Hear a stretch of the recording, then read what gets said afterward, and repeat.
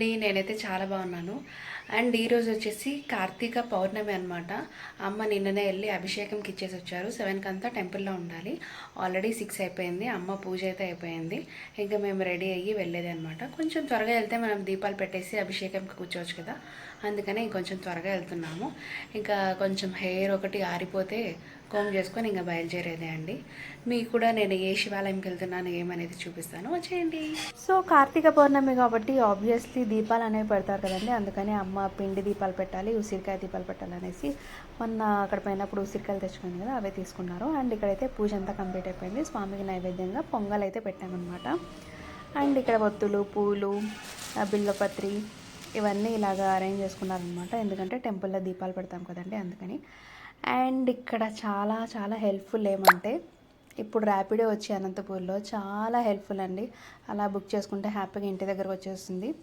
So అలాగా Rapido book చేసుకొని మేమైతే స్టార్ట్ అయిపోయాము. అండ్ మేము అరౌండ్ 6:30కి అలాగంతా టెంపుల్ రీచ్ అయిపోయామండి. ఆ టైంకి ఎంతమంది రష్ ఉన్నారో, ఆల్రెడీ చాలా ఫుల్ దీపాలన్నీ పెట్టేశారనమాట. మేము వెళ్ళేసి ఫస్ట్ స్వామిని దీపాలు పెట్టేసి తర్వాత లోపల దర్శనం చేసుకున్నాము. దర్శనం చేసుకున్నాక ఇంకా అభిషేకంకి ఇచ్చామన్నమాట. అభిషేకం ఇంకా స్టార్ట్ అవ్వలేదు. సో అక్కడే స్వామికి ఎదురుగానే కూర్చొని అభిషేకం అంతా కంప్లీట్ అయ్యేంత వరకు అక్కడే ఉన్నాము. కొన్ని అభిషేకం చేసేటప్పుడు అవి చాలా జూమ్ చేసి తీసాను, ఎందుకంటే నేను లాంగ్లో కూర్చున్నానండి. అవి కొంచెం క్లారిటీ మిస్ అయింటే ఏమనుకోవద్దు, సారీ. అండ్ ఇక్కడైతే అమ్మ ఇలాగ దీపాలు పెట్టేస్తున్నారనమాట. అండ్ అలాగ అభిషేకం అయిపోయాక అక్కడే పొంగల్ చట్నీ పెట్టింటే అలాగ తినేసి హ్యాపీగా రిటర్న్ వచ్చేసాను అనమాట. ఇంటికి వచ్చేపాటికి 10 o'clock అలాగ అయిందండి.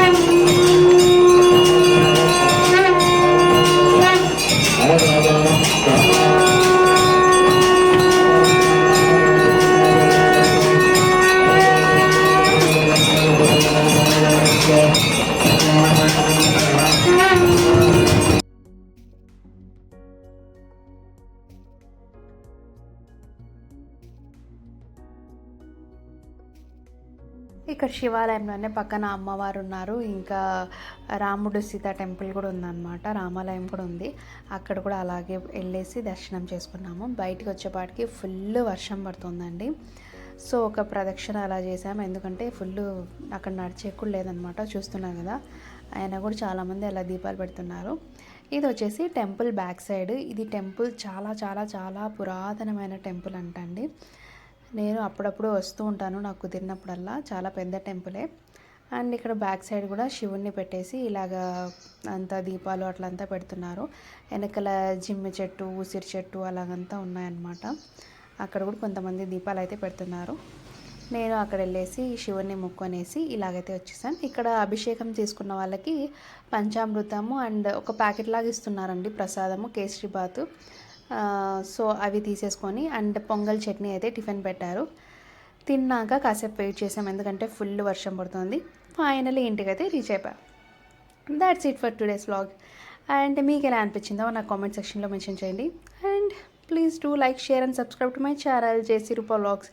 అండ్ ఇక్కడ వాయిస్ ఓవర్ ఎందుకు ఇస్తున్నా అంటే వర్షంకి ఫుల్ చాలా డిస్టర్బెన్స్గా ఉంది, అందుకని ఇలాగ వాయిస్ ఓవర్ ఇస్తుంటాను.